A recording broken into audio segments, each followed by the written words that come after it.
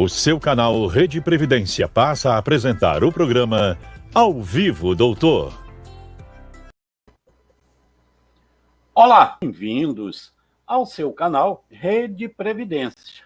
E se você ainda não é inscrito, peço que inscreva-se, ative o sininho, compartilhe e curta mais de 1.700 vídeos sobre Previdência à sua disposição. O programa Ao Vivo Doutor desta noite debate: conheça os segredos da IN 128. E nós estamos com dois grandes conhecedores, tanto do processo administrativo como judiciário da Previdência. São os doutores Alexandre Triquez e também o doutor Malcolm Robert. Então, sob a direção geral do doutor Ricardo Souza e trabalhos técnicos de Ícaro Moreira, vamos ao programa de hoje. Mas antes, eu quero lhe dizer, olha, avisa aí os seus amigos, esta noite, além das grandes informações que os senhores vão ter sobre a IN 128, inclusive podendo tirar suas dúvidas. Você já deixou aí a sua pergunta? Por favor, faça agora.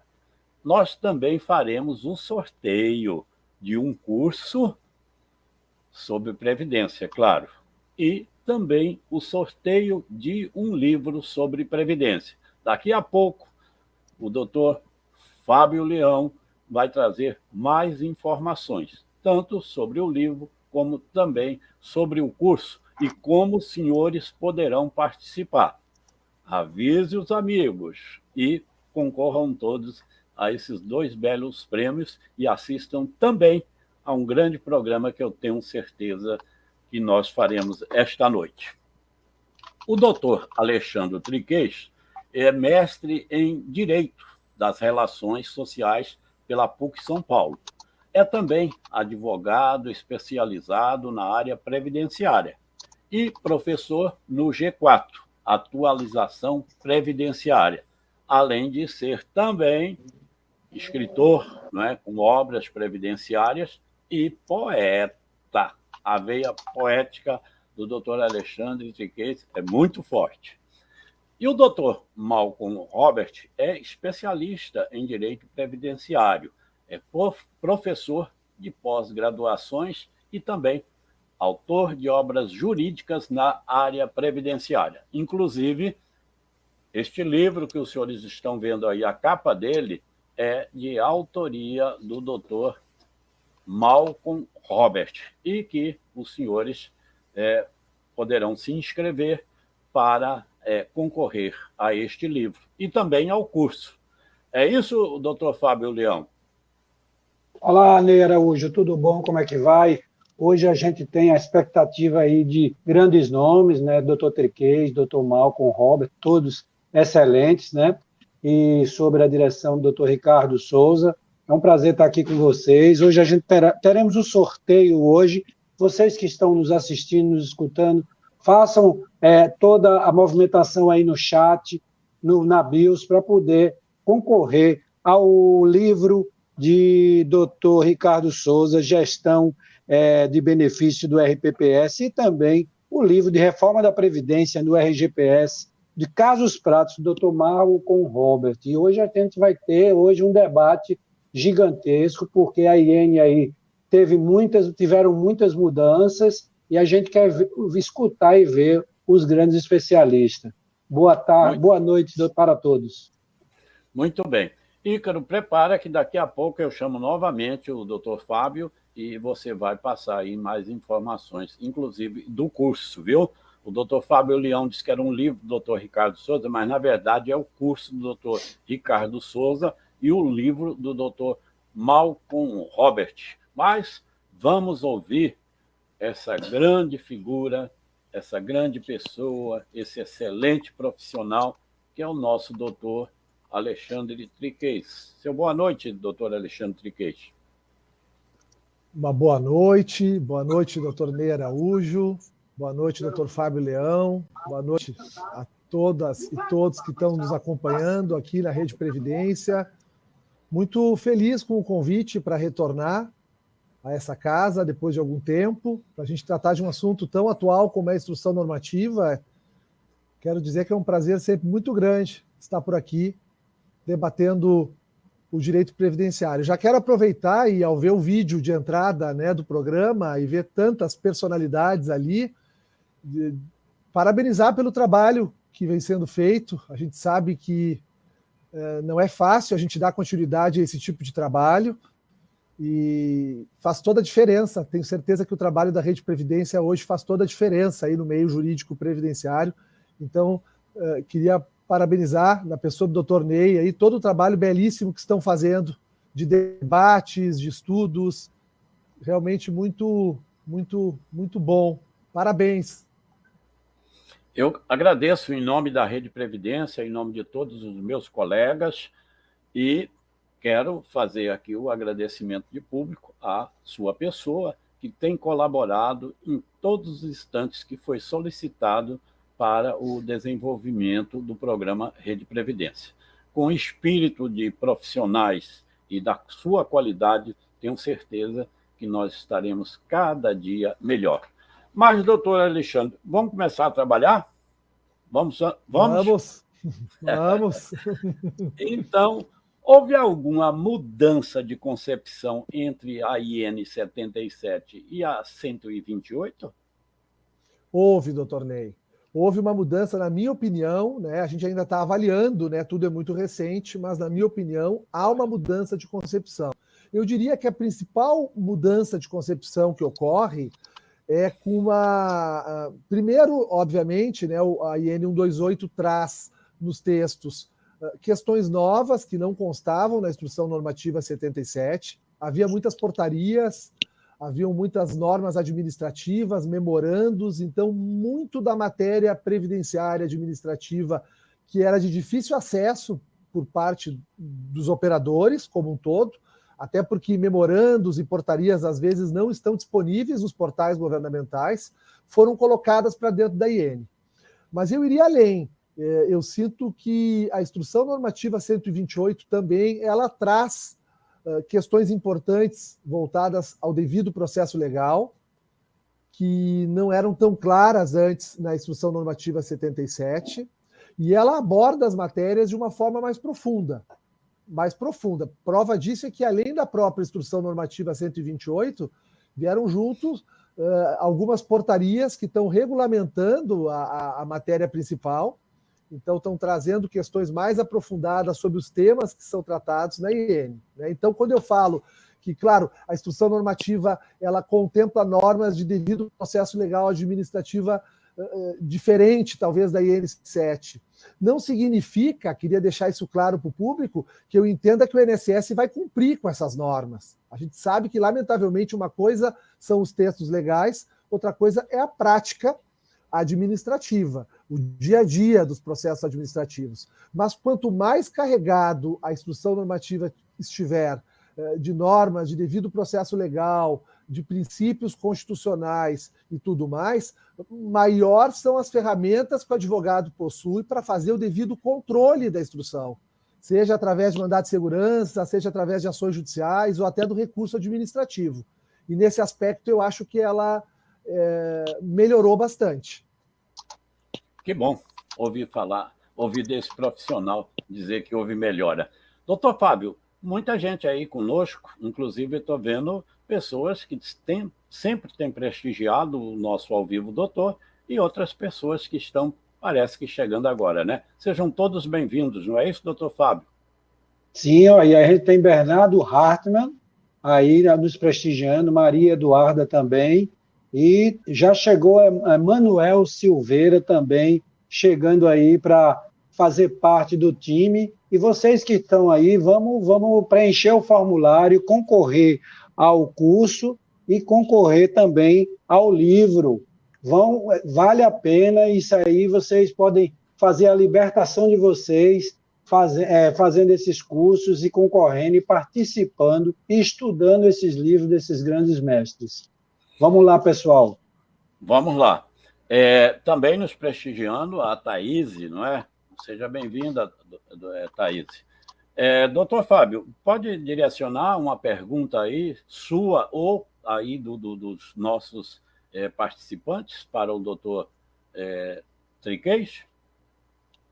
Agora, doutor Triquez, eu gostaria que o senhor tecesse alguns comentários sobre aquela situação que o empregador e o empregado fazem um acordo ou não, ou até uma sentença condenatória, no acordo trabalhista, e determina o pagamento do INSS, o recolhimento, na verdade, o nome mais apropriado e técnico, daquele período, por exemplo, do reconhecimento de 10 anos. E muitas vezes, praticamente todas as vezes, o recolhimento cai numa competência só e o valor todo daquele, vamos dizer, do 20% do valor da rescisão do acordo ou da condenação trabalhista. Eu gostaria de saber como é que faz o advogado previdenciarista, esse que está na lida, como é que faz para requerer ou solucionar que caia no CNIS mês a mês e seja destrinchado isso.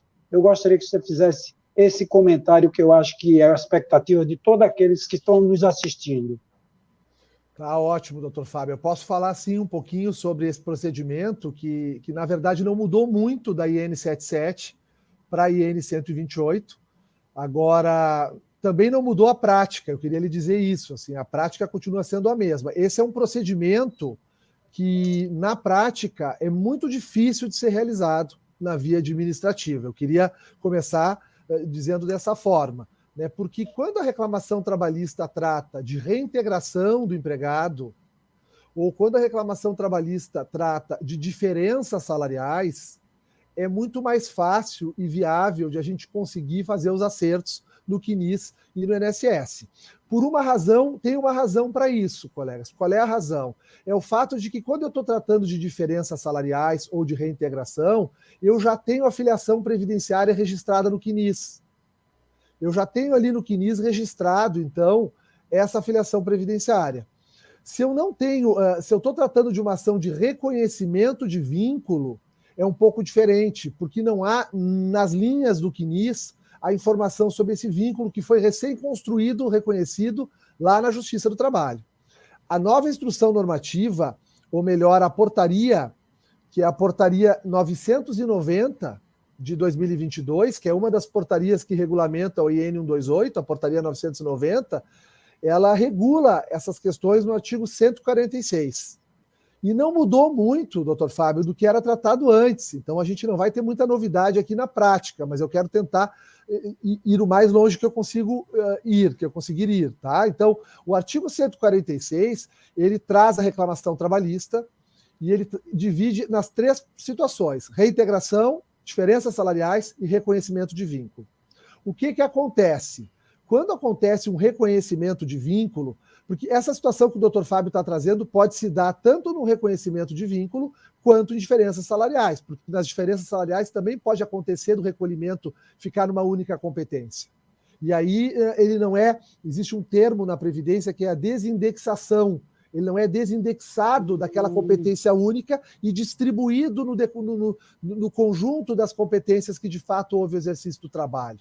Isso gera um problema enorme, porque eu vou ter 100 mil numa única competência, mas o limite do salário de contribuição é 7 mil.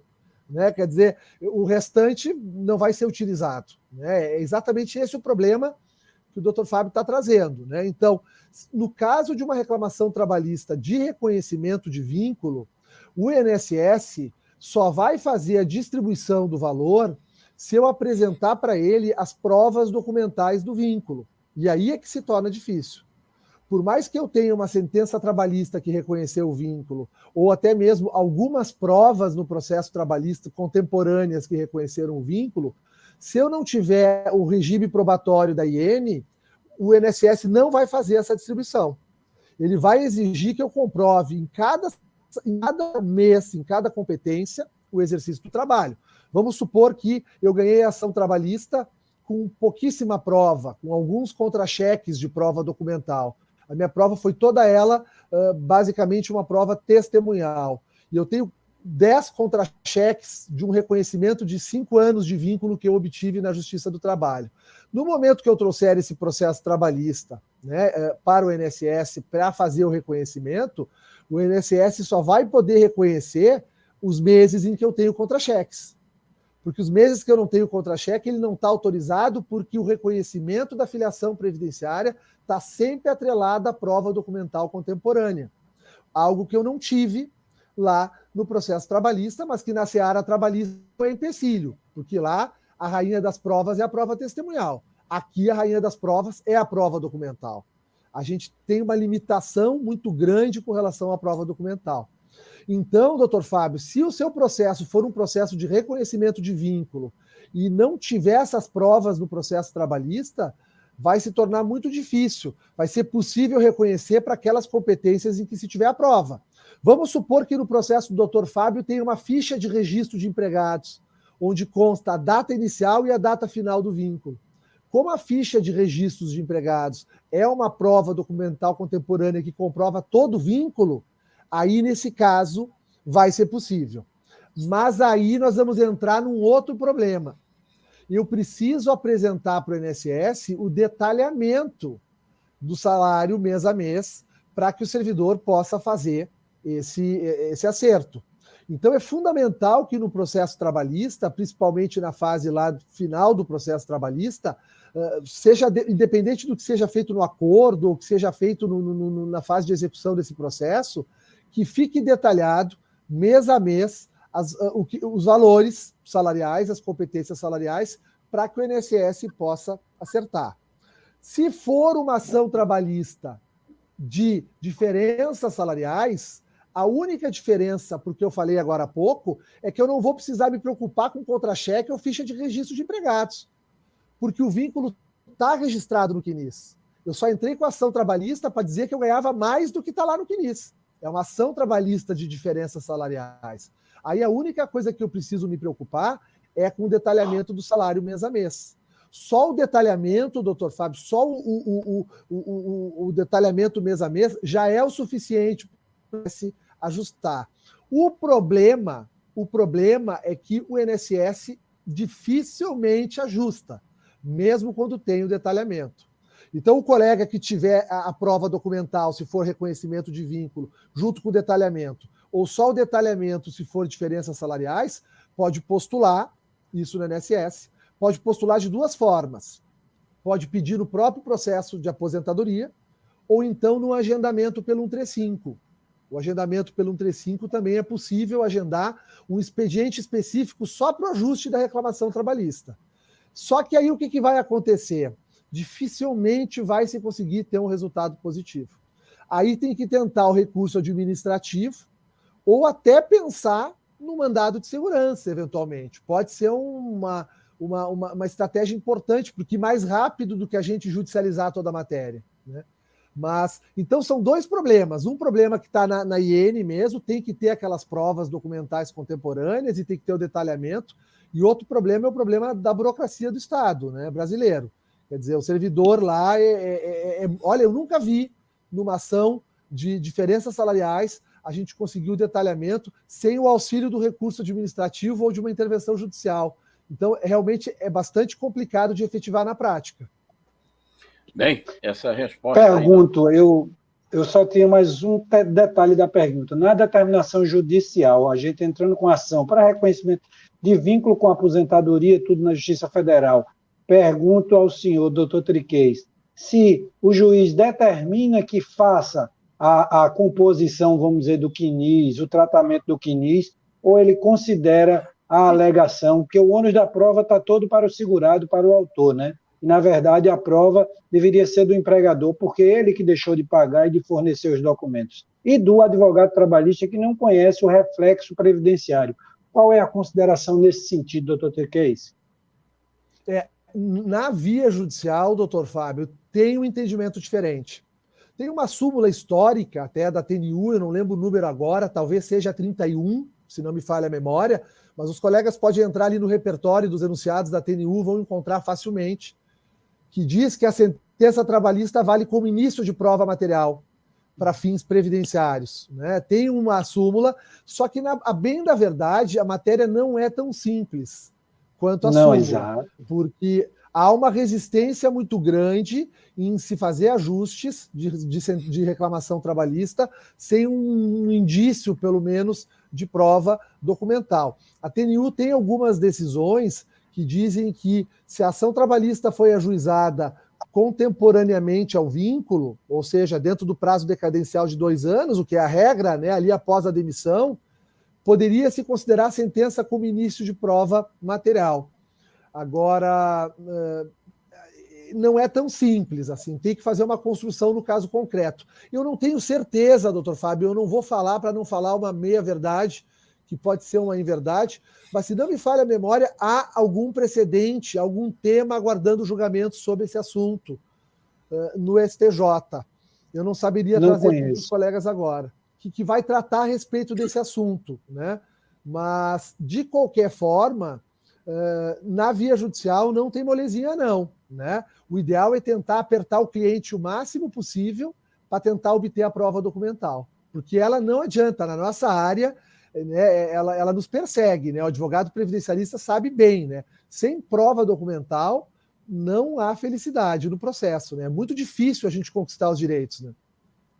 Bem, doutor Alexandre Triquet, só essa resposta aí já valeu a live, viu? Já valeu o programa. Querido, obrigado. É uma dúvida de muitos. Até acredito que nesse processo, não é?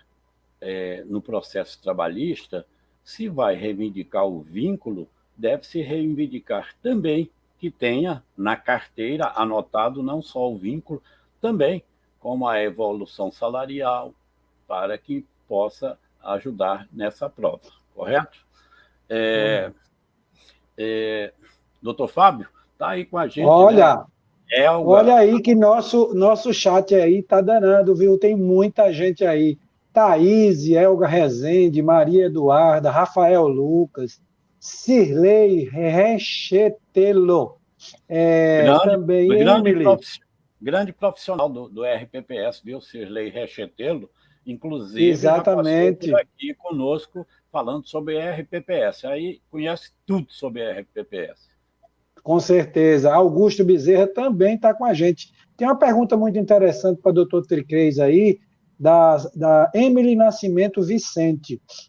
Vi que pela IN 128, o auxílio-doença recebido por trabalhadores com exposição a agentes nocivos não vai mais ser considerado como tempo especial até 30/6/2020. Isso não contraria o tema 998 do STJ? Perguntão, viu? Na minha opinião, Emily, contraria, né? Eu, inclusive, participei desse processo, eu advoguei como amigo da corte quando ele estava aqui ainda no Tribunal Regional Federal da 4ª Região, ele é um RDR que surgiu aqui no Rio Grande do Sul, da 4ª Região, né? E sustentei, lembro que já faz alguns anos, fiz a sustentação no TRF, quando a gente conquistou o direito à consideração do período, né? Desde que, quando saindo do trabalho e indo para a incapacidade, houvesse uma atividade especial lá no início, né? O relator foi o desembargador Paulo Afonso Brum Vaz. Eu entendo, discutimos esse assunto com a doutora Adriane Bramante semana passada, inclusive, numa aula, eu entendo que sim, vai na contramão do tema 998 e, lamentavelmente, só vai fomentar aí a judicialização. Pois é. Temos outra pergunta aí, olha aí. Vamos participar, pessoal, do chat aí, fazer o formulário, preencher o formulário, que hoje teremos 2 sorteios importantes, de nomes importantes, né? Então, vamos lá preencher, que vai ter o sorteio no final do programa. Temos já uma pergunta aí... Doutor Fábio, antes de fazer essa pergunta, inclusive eu vou pedir a Ícaro que mostre o curso que vai ser sorteado. É um videozinho bem rápido, pode ser? Pois não, doutor Ney, está aí passando. Ícaro, por favor.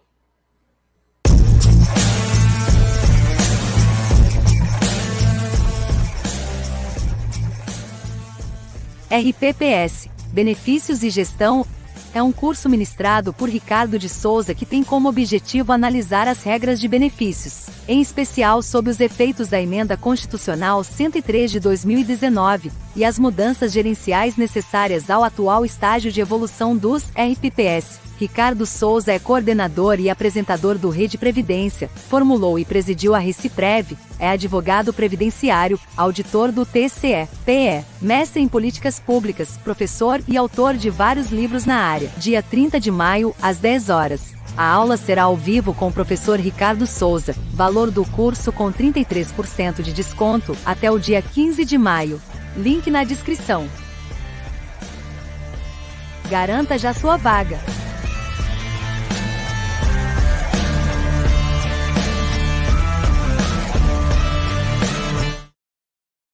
Pois é, pessoal, aí, um curso espetacular. Né? Aproveite a oportunidade aí, façam a inscrição de vocês. Vão fazendo aí as suas perguntas também, os seus questionamentos. Doutor Fábio, por gentileza, repita aí a pergunta. Eu estou vendo uma pergunta já aqui da Maria Eduarda. Que bom você estar aqui, Maria Eduarda, muito bom. Participe aí do sorteio para ganhar esse livro. E eu vejo que esse pessoal jovem, viu, Triquez e doutor Ney, estão conhecendo bem a matéria, a gente vê que o pessoal novo está estudando, eles estão aprendendo, e a nossa advocacia previdenciária vai ser combativa para o direito do segurado. Vamos lá, Maria Eduarda, as contribuições vertidas em atraso são computadas para fins de manutenção da qualidade de segurado, doutor Triquez?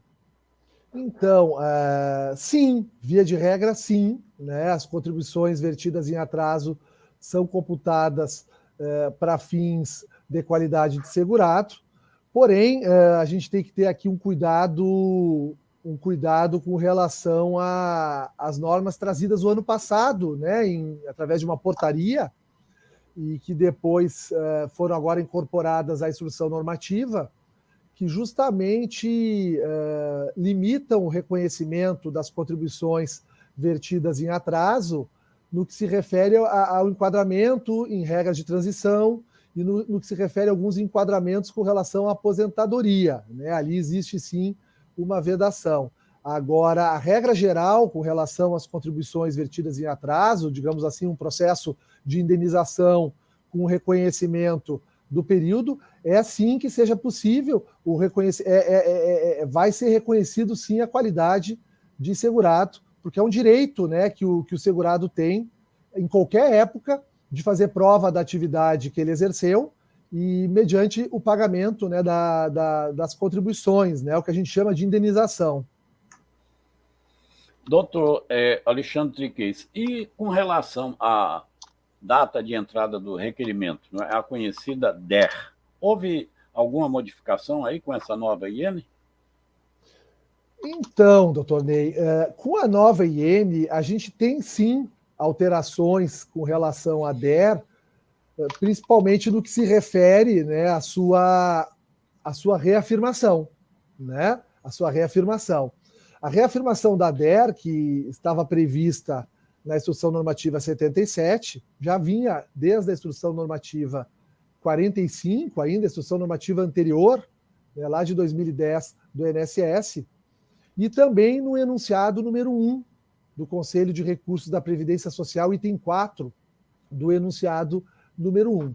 O que eu poderia falar assim, sobre a reafirmação da DER aqui em específico, né? Alguns pontos até que eu anotei com relação a esse assunto, porque foram mudanças pontuais, né? E boa parte delas, eu queria dizer para os colegas, está na portaria 993. A portaria 993, que traz justamente as regras, regulamenta as regras relativas ao processo administrativo previdenciário. No artigo 33, então, o artigo 33 da portaria 993, ele traz a previsão da reafirmação da DER, de uma forma praticamente igual àquela que está prevista no decreto, com as alterações do decreto 10.410, dizendo que é possível a reafirmação da DER entre a data do protocolo até a data do despacho por parte do servidor. Então, nesse período da data de entrada até a data do despacho, como cabe ao servidor concessão, cabe pela lei, né, deve-se conceder o melhor benefício, o segurado tem o direito à melhor prestação, né, a que fizer jus. A data de entrada do requerimento ela pode ser reafirmada durante todo esse espaço de tempo, desde o protocolo até a DDB, que é o momento que o servidor decide o processo.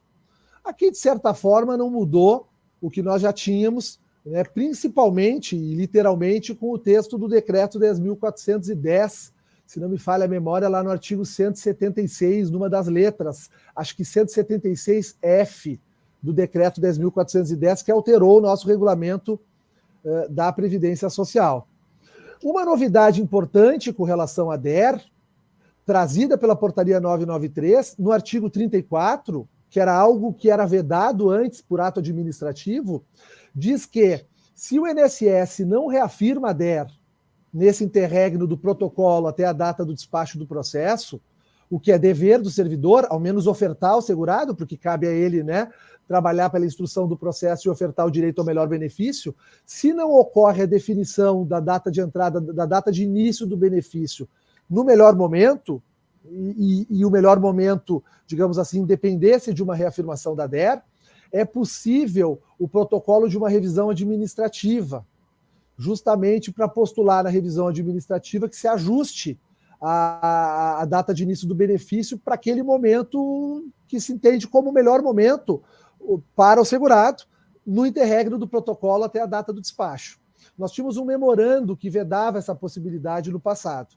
Eu sei que é revisão administrativa, sei que os colegas estão, digamos assim, calejados, né, com as revisões administrativas ante o fato de que elas demoram muito para serem decididas e acaba muitas vezes se optando pela via judicial.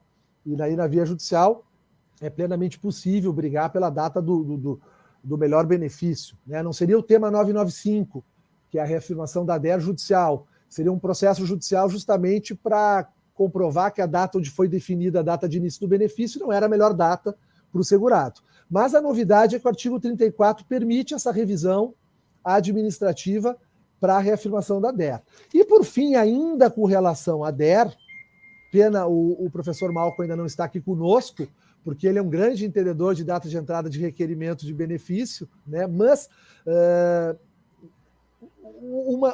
um terceiro ponto que eu anotei aqui é porque o enunciado 1, doutor Ney, do Conselho de Recursos, ele dizia, com relação à reafirmação da DER, que, julgado o processo e indo para a fase de cumprimento do processo administrativo, após, digamos assim, o último julgamento junto ao Conselho de Recursos da Previdência Social, no momento do cumprimento, no momento de efetivar a prestação que eventualmente foi reconhecida, ou não, no Conselho de Recursos, caberia ao servidor, deveria o servidor, na fase de cumprimento, também avaliar o CNIS, também avaliar os fatos supervenientes, e, se fosse o caso, ele deveria reafirmar a DER até a data do cumprimento desse processo.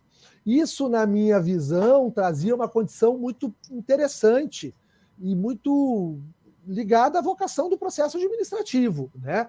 Que é, digamos assim, a busca da verdade real, né, do processo. Com a mudança, agora não na portaria 993, colegas, mas na portaria 996 de 2022, que é a portaria que regulamenta o recurso administrativo.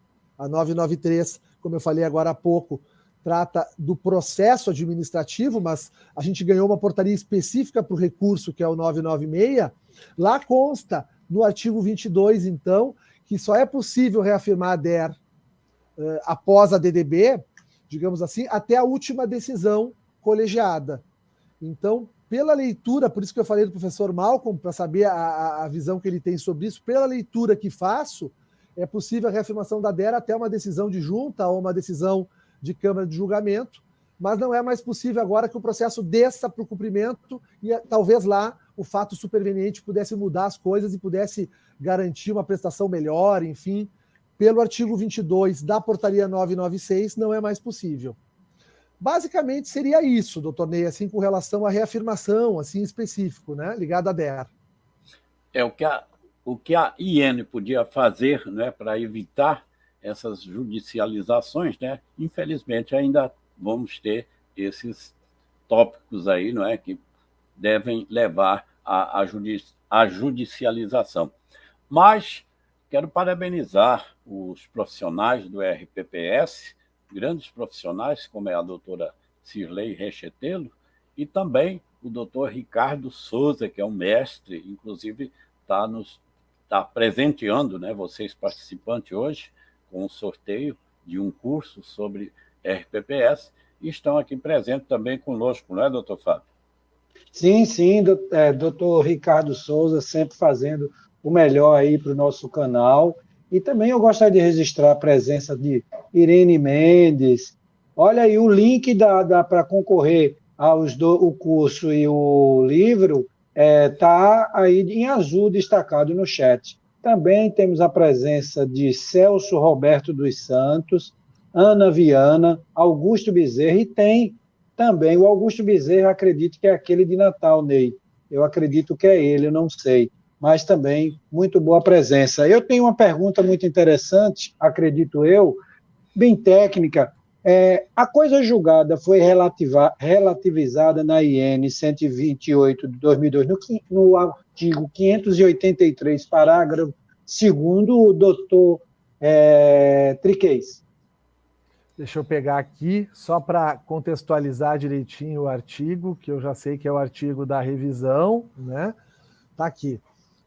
Bom, doutor Fábio, o que o doutor Fábio está me perguntando, colegas, o 583 trata sobre a revisão administrativa, né? E falei agora há pouco dela, e mesmo falando do calvário dos advogados, que tem que esperar um bom tempo para o julgamento, para as decisões das revisões, de fato a advocacia está usando, doutor Ney, muito mais hoje a revisão administrativa de algum tempo atrás, né? Então, o 583 caput traz o que seria a revisão, né, como procedimento utilizado pelo INSS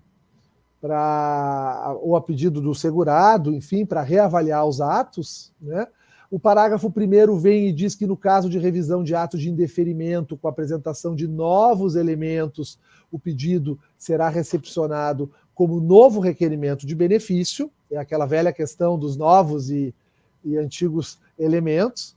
E o parágrafo 2º, que me parece ser o caso, a pergunta do Dr. Fábio, diz que o pedido de revisão de decisão indeferitória confirmada pela última instância do CRPS ou por decisão judicial transitária em julgado não será apreciado, exceto se apresentados novos elementos. Aqui, na verdade, doutor Fábio, esse parágrafo 2º foi colocado, eu tenho certeza, porque a advocacia estava, muitas vezes, buscando a revisão administrativa como uma espécie de relativização da coisa julgada.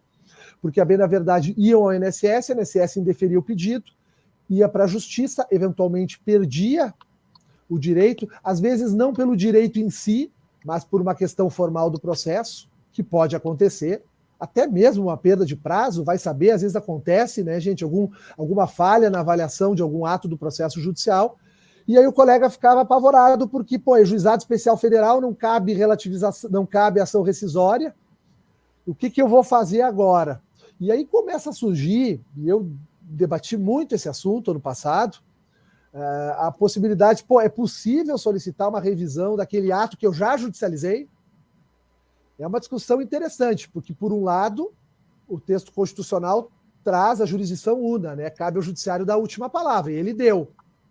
Eu poderia, como se houvesse uma jurisdição dupla aqui, uma independência de jurisdições, reabrir aquele procedimento administrativo, porque, vejam, quando eu estou no INSS, não existe a regra do CRPS, aquela da desistência. No CRPS existe uma regra expressa de que se eu judicializar a matéria, eu sou considerado desistente do recurso.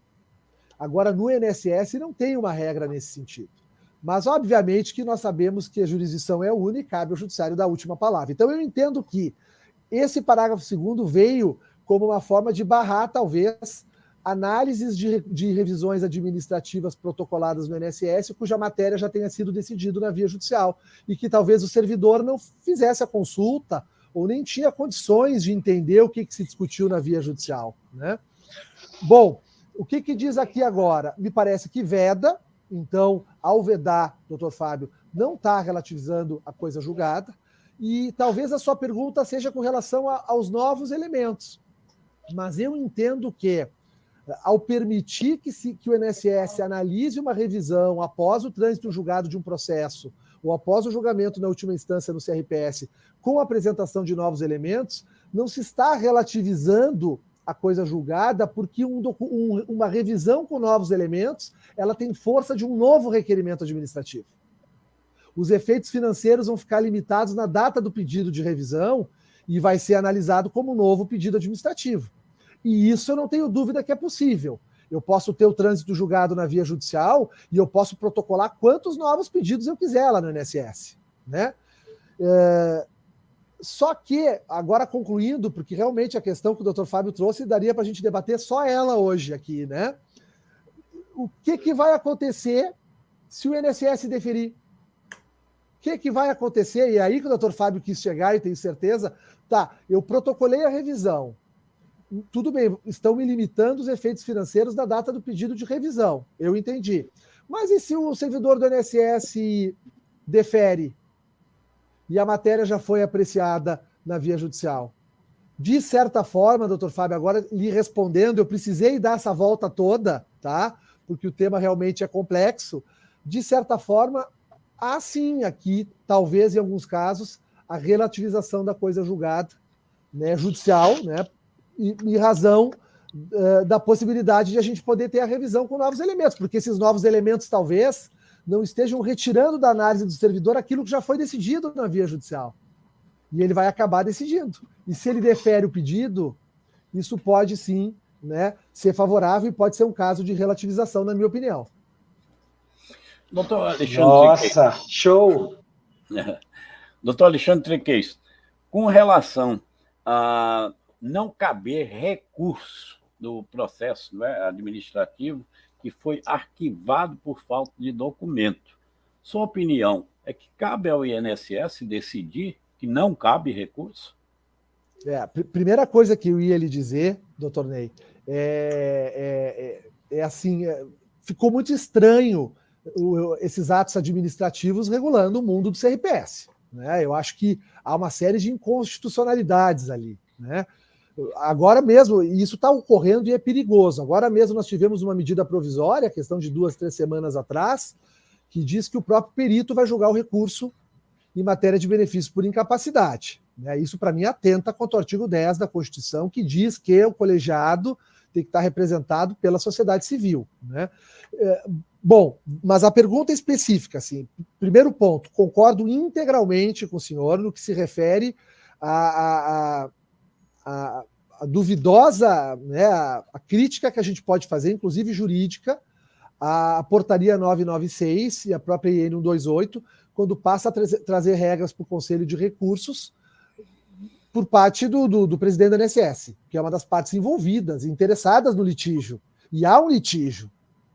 Há um litígio, a jurisdição é una, mas o nosso sistema prestigia o sistema de recursos administrativos. Então, quando a gente chega na segunda instância, há um litígio, né? Então, como é que fica isso? Para mim, muito estranho.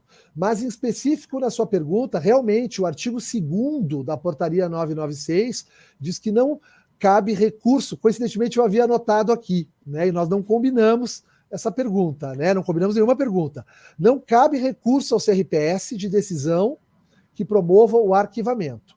O que eu acho sobre ela, né?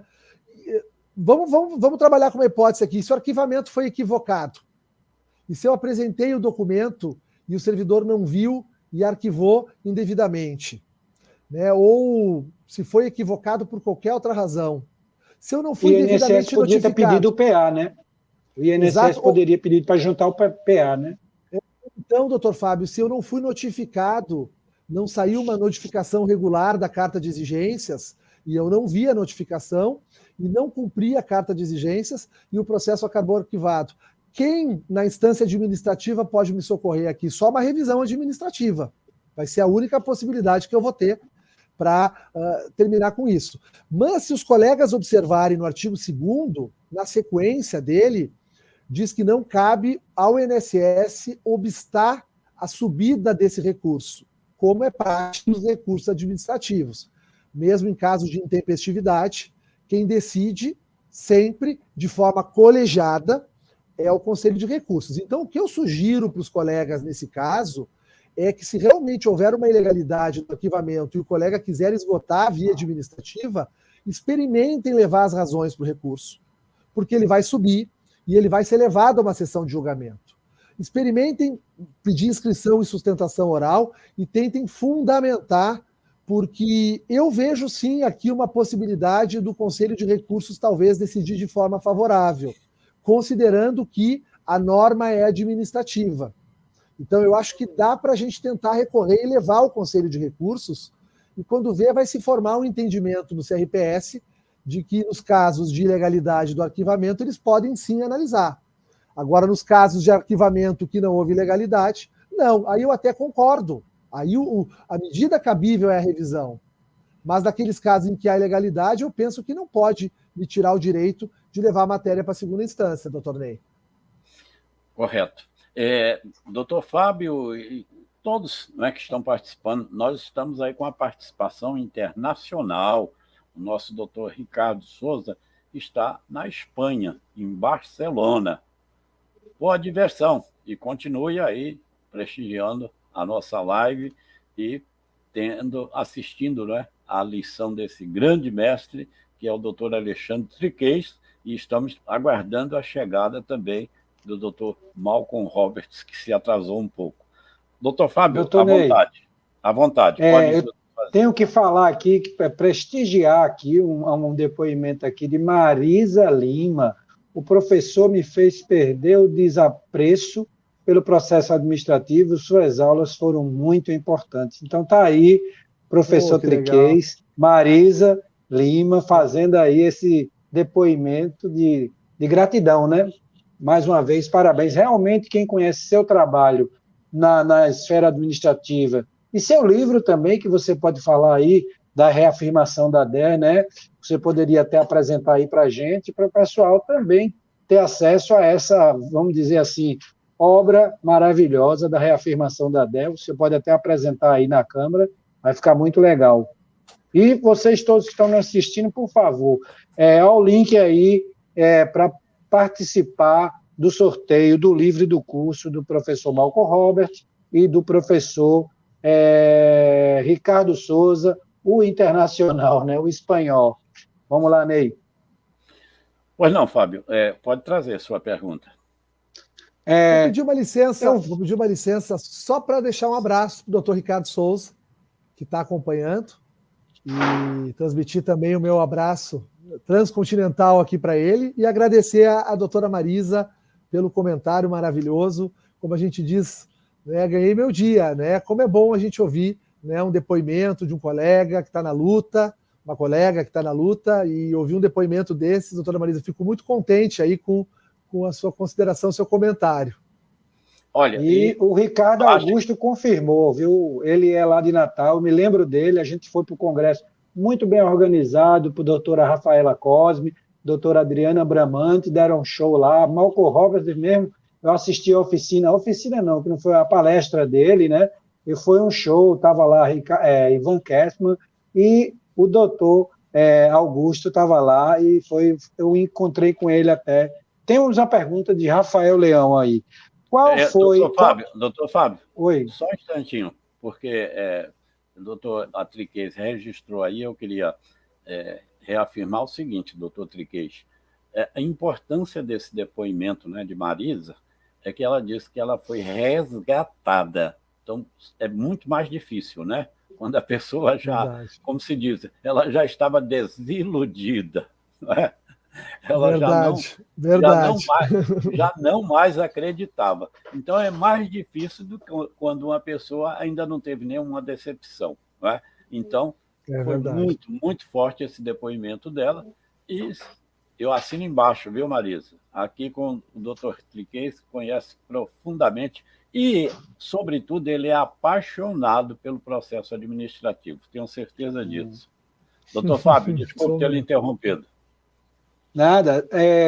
Rafael Leão gostaria que o senhor apontasse, doutor Triquez, qual a mudança mais importante nessa IN, fora os anexos, né, lógico, né? Mas o que é que mais impressionou, ou foi maléfico ou benéfico para o segurado? Rafael Leão faz a pergunta.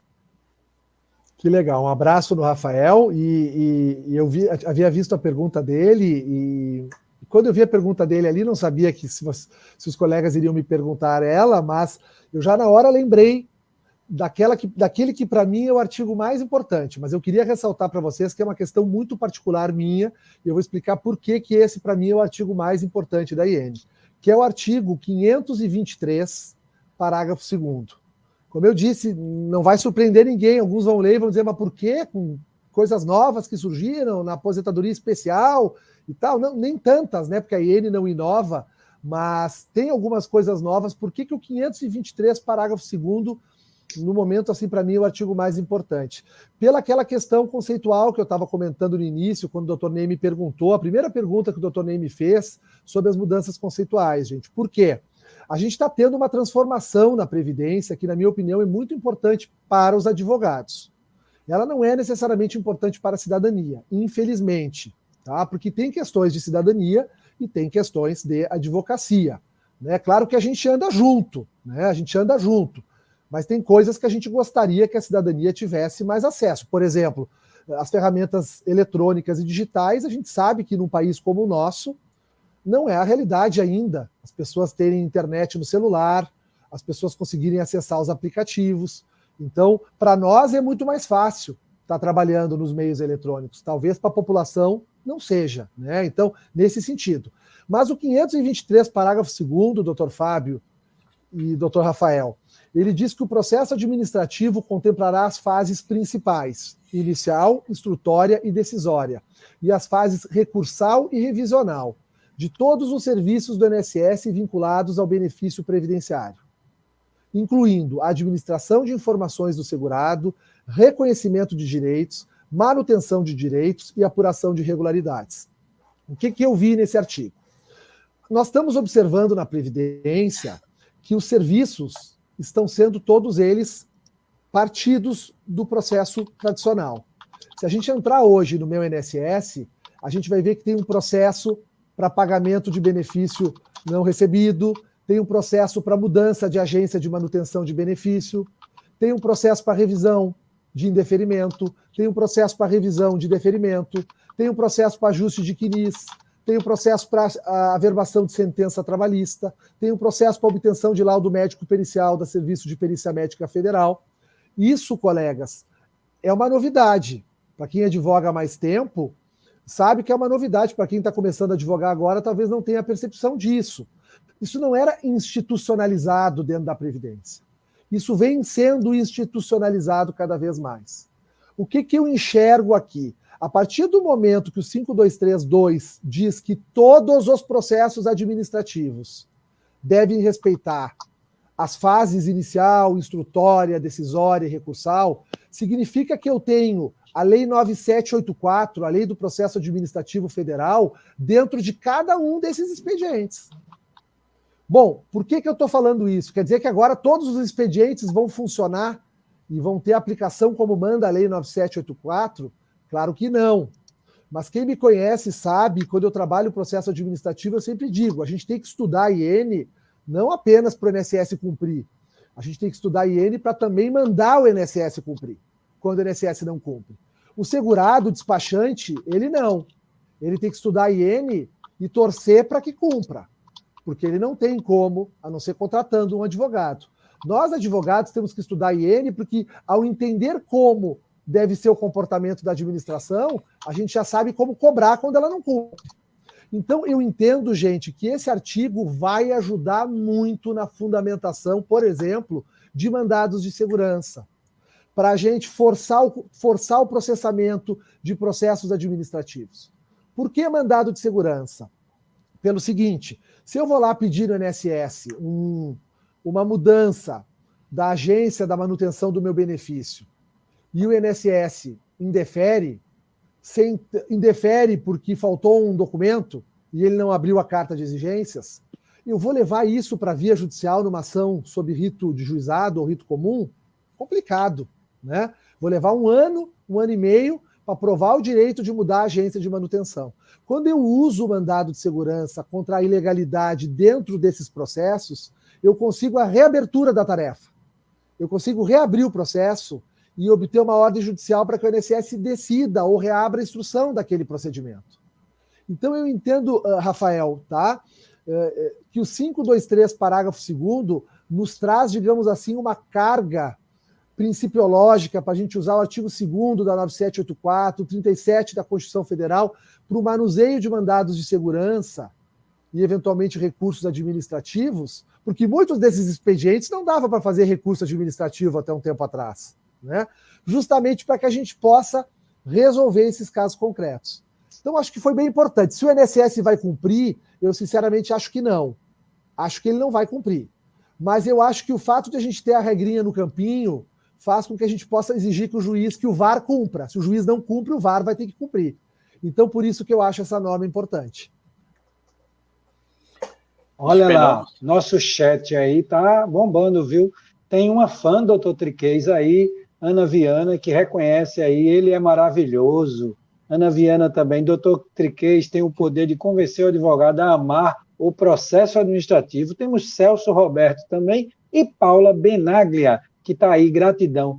Tem uma pergunta da Thaís de Oliveira, doutor Triquez, o senhor conhece algum trabalho que aponte a relação entre os artigos da IN 128, eu acho que em relação a outra IN, a 77, a antiga, se já tem aquela comparativo que geralmente tem, o senhor sabe dizer?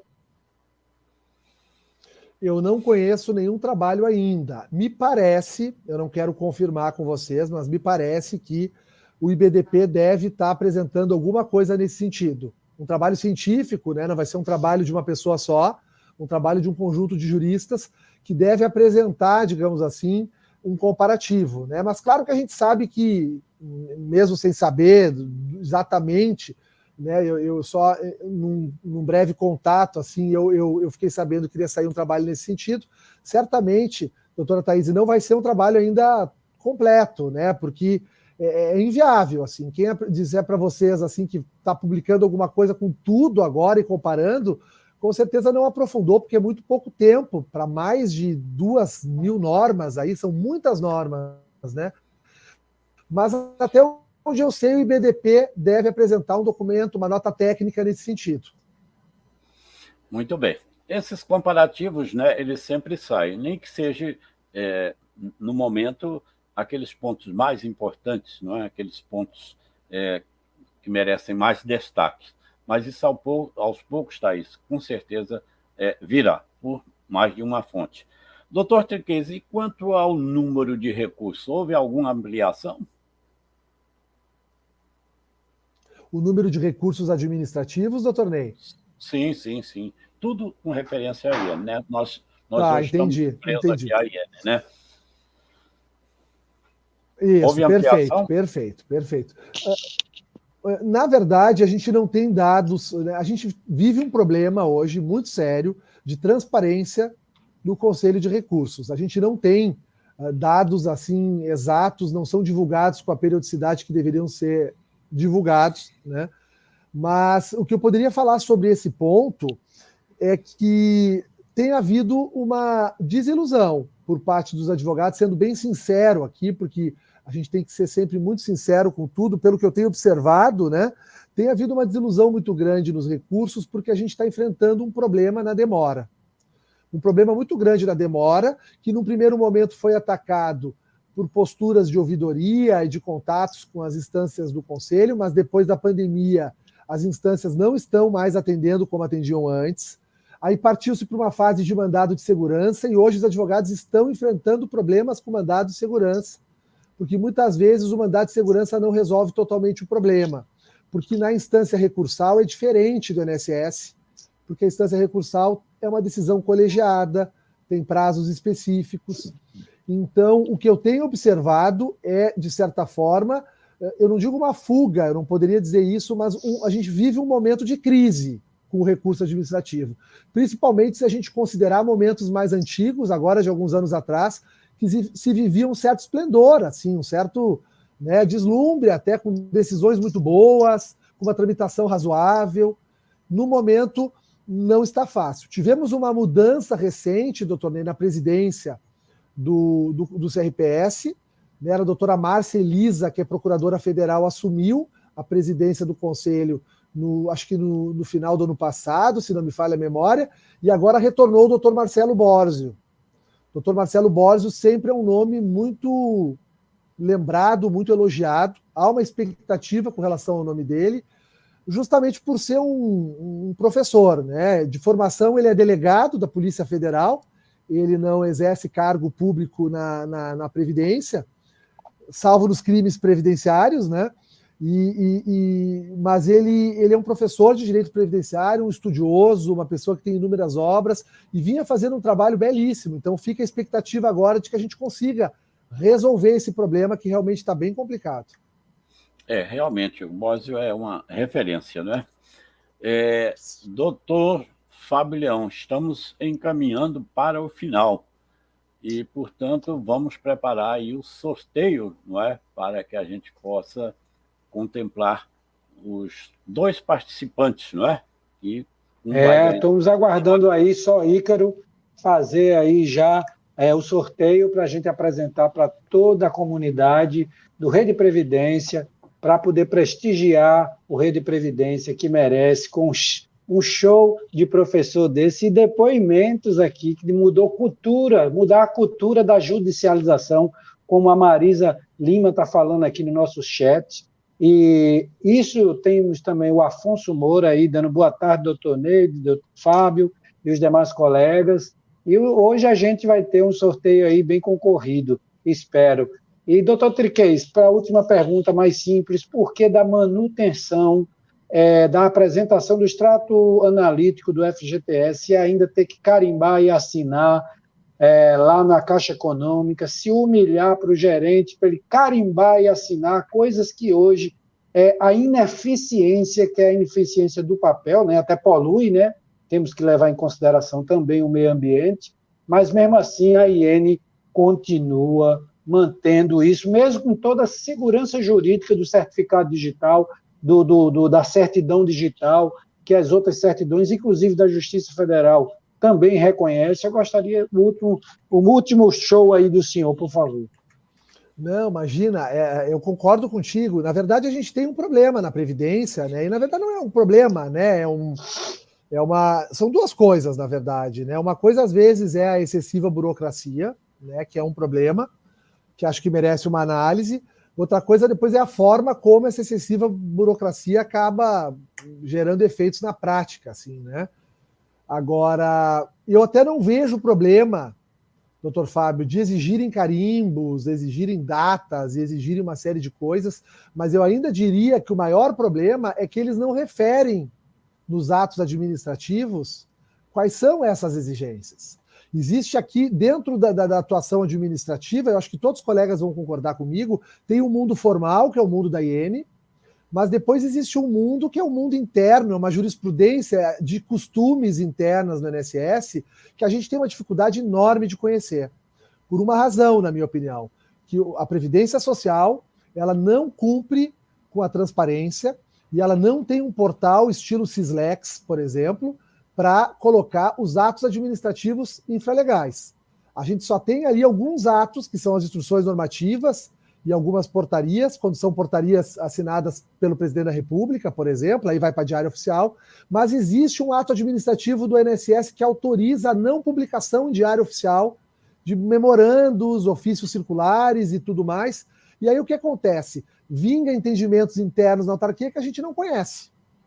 E isso gera litigiosidade, a gente nunca sabe exatamente, vai só pegando com a prática. Então isso é muito ruim. A IN 128, ela avançou um pouquinho nesse assunto. Se vocês observarem lá no capítulo do processo administrativo, ela traz alguns conceitos com relação à prova documental. Por exemplo, ela traz o que seria a validade, o que seria a integridade, o que seria a contemporaneidade. É a primeira vez que eu vejo a IN falar do que é um documento contemporâneo. Porque a Justiça tem milhões de entendimentos sobre documento contemporâneo, mas o INSS a gente não vê na IN o que é um documento contemporâneo. Então, doutor Fábio, eu queria só lhe dizer assim, eu concordo com o colega, mas eu ainda acho que o problema maior é a falta da transparência com os critérios, porque se houvesse critérios transparentes, a gente conseguiria cumprir de uma forma melhor. Bom. Doutor Triquez, quanto aos benefícios, não é? A tratativa geral dentro dessa nova IN 128, você considera que tem mais pontos positivos ou tem muitos pontos negativos? Eu considero, doutor Ney, que tem mais pontos positivos. Eu considero que foram internalizados entendimentos e regras que estavam em memorandos, em portarias, né? O período da pandemia foi um período muito fértil para as portarias, né? Até o professor Marco Serral, eu lembro de um artigo dele sobre a portarização do direito previdenciário, né? Comentando sobre esse fenômeno. Eu vejo aspectos mais positivos. Vou dar um exemplo só assim que eu acho que eu consigo fundamentar a minha posição. Para mim, um dos grandes avanços que a gente teve no direito previdenciário nos últimos anos foi o Ofício Circular 46, que é o ofício circular que permitiu o reconhecimento do período de segurado especial com prova documental, dando um valor probante para essa prova maior do que tradicionalmente acontecia. Trazendo, por exemplo, um contrato, uma escritura de terra, por exemplo, ou um contrato de arrendamento, ele passa a ter validade até o distrato, e ele vale como prova. E trazendo o ônus de checar isso para a Previdência, através da consulta aos bancos de dados, né? A declaração de aptidão ao PRONAF, o CNIS e outros dados mais. O Ofício Circular 46 revolucionou o reconhecimento de direitos do segurado especial. Prova disso que hoje os advogados que atuam na área estão atuando mais no administrativo do que na via judicial nessa matéria específica. E ele foi todo internalizado e remodelado e aperfeiçoado na IN. Então eu vejo aspectos mais positivos e também pelo fato de ser um único ato administrativo, permite que a gente consulte de uma forma mais tranquila e facilita o trabalho do servidor também. Houve até um decreto, o decreto 10.139 agora de 2022, que fez com que fizesse, vamos dizer assim, uma compilação de portarias e tal, e desatualizadas. Eles fizeram até essa movimentação legislativa. O senhor podia falar alguma coisa nesse sentido? Qual compilação? Tipo assim, está aqui... Ele juntou o decreto 10.139 do dia 28 de nove de 2019, né? Não 2022, equivocadamente falei, onde ele fez já a junção das portarias mais novas, resoluções no artigo 1º, instruções normativas, ofícios, avisos. Eles vêm tentando, mas ainda é muito pouco o que eles fazem, concorda? Sim, eu acho que é pouco e acho que queria voltar a falar para vocês. A questão da transparência é uma das questões assim que eu acho que nós somos muito tolerantes.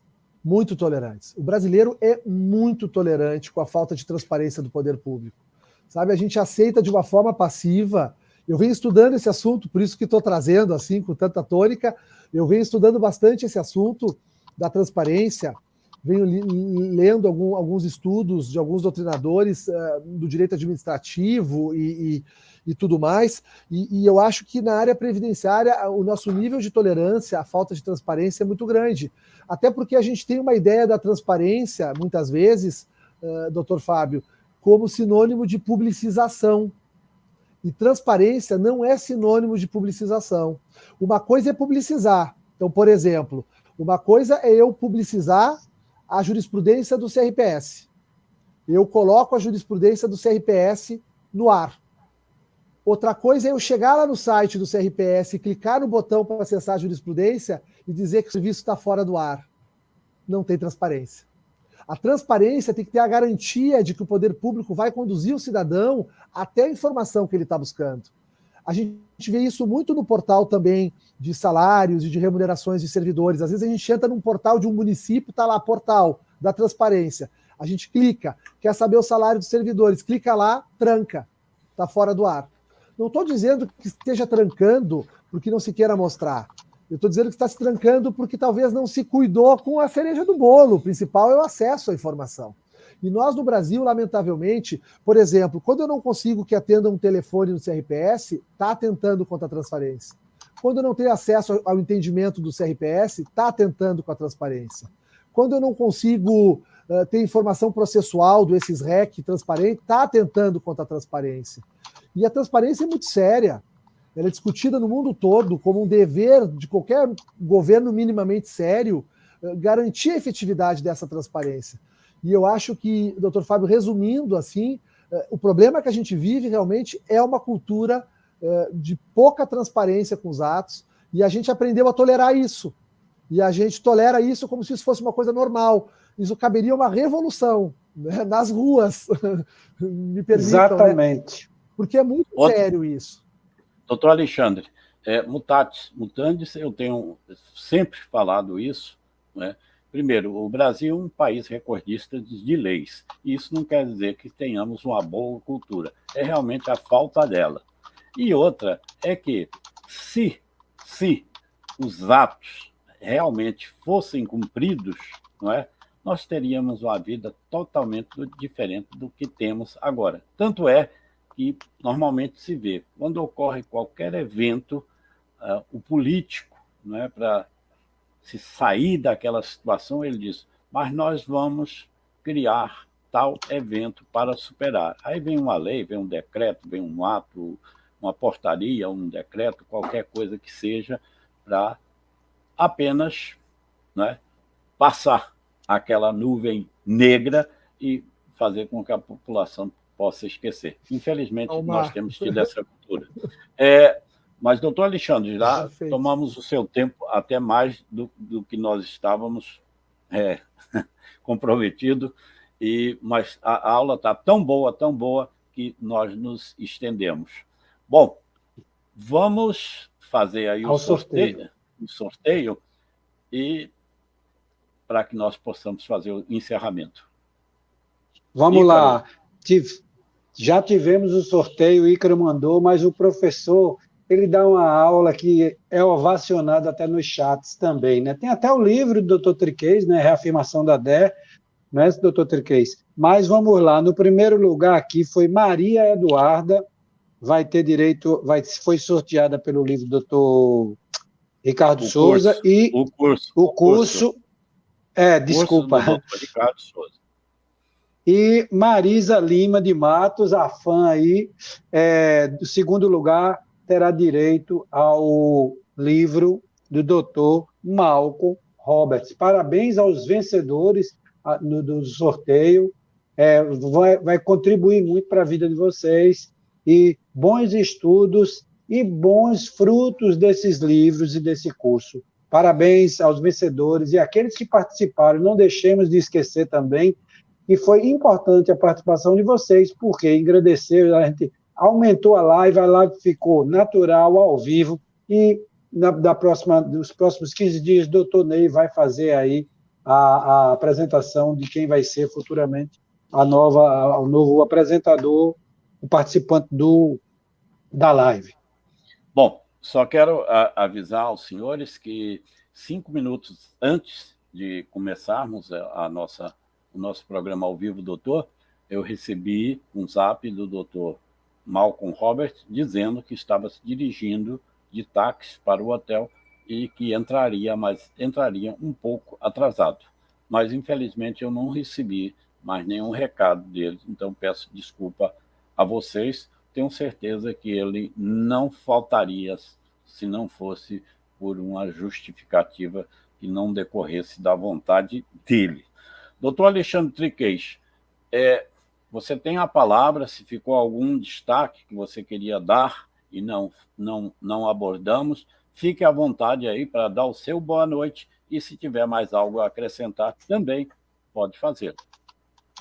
Tá ótimo, quero só agradecer, muita gratidão, doutor Ney, pelo convite, pela lembrança do meu nome, pelo carinho com a minha pessoa, né, e sou muito grato de termos nos conhecido, foi a ocasião que eu conheci também o doutor Fábio, naquela ocasião, né, em Recife, que estivemos juntos, né, doutor Fábio, o dia todo, depois eu tive que voltar um pouco antes e não pude conhecer o trabalho do doutor Ney em Olinda, que eu ainda quero conhecer, né, então não poderia deixar de fazer esse registro, eu tenho um carinho muito grande por vocês, e quero também agradecer aos colegas que deixaram comentários aqui no chat, pelo carinho também manifestado com relação à minha pessoa, e parabenizar mais uma vez aí pelo trabalho dos colegas aqui na Rede Previdência. Realmente um trabalho que hoje é reconhecido no Brasil inteiro, né? A gente acompanha no Brasil inteiro o trabalho da Rede Previdência e uma fonte de consulta, uma fonte de informações, uma fonte de debate extremamente relevante. E, então, queria parabenizá-los também aí pelo trabalho esse tempo todo. Era isso. Muito obrigado. Mais uma vez, nós que lhe agradecemos e fique de prontidão, porque sempre vamos precisar da sua presença aqui no Ao Vivo, doutor, que é sempre enriquecedora. E agora já estamos com um pouco mais de liberdade. Venha a Recife. Vamos para Recife, vamos para Olinda, vamos curtir aí. Está vindo São João, né? São João aqui é a maior festa no Nordeste, é justamente nessa época junina. Então, venha, bote seu chimarrão aí debaixo do braço e venha curtir um pouco de Nordeste. Mais uma vez, ótimo, muito obrigado. Muito agradecido. Doutor Fábio, as suas despedidas. Foi um prazer estar aqui com todos vocês, com o professor Triquez, né? O mestre, sabe muito e tudo, e faz um trabalho muito atuante no nosso IBDP, né? Que é brilhante, defende muito o segurado, defende muito o direito do segurado, não é o segurado, né? Isso também é brilhante, e a gente está sempre comparecendo e participando dos congressos, teve um em Natal, isso é brilhante também. E agradecer a doutor Ricardo Souza, a doutor Ney Araújo, a Ícaro e a doutora Rosa aí, pela participação, pelo convite, também estar aqui com vocês. Tudo de bom, uma boa noite, estamos juntos sempre. Muito agradecido, doutor Fábio. Lembrando aos nossos telespectadores que no dia 25, porque o programa Ao Vivo Doutor é a cada 15 dias, então no dia 25 agora de maio, teremos um novo programa. Acredito que vamos abordar a Lei 14.331. Então, convidaremos aí 2 grandes profissionais para estarem conosco para dissecarmos um pouco este tema. Quero parabenizar as 2 ganhadoras, doutor Fábio Leão. Hoje foram 2 ganhadoras, né? Maria Eduarda e a nossa Maritza. Meus parabéns e espero que tirem o melhor proveito possível, tanto do curso como do livro. Mais uma vez, agradeço o doutor Ricardo Souza, que é o nosso diretor-geral. Agradeço também a nossa parte técnica aí, Ícaro Moreira, Rosa Araújo, e agradeço mais uma vez ao doutor Alexandre Triquez, ao doutor Fábio Leão, e você, telespectador. Esse programa é sua exigência. Nós fazemos esse programa sempre, todos pensando em você, que é o motivo de estarmos aqui. Meu muito obrigado e até a próxima, se Deus quiser.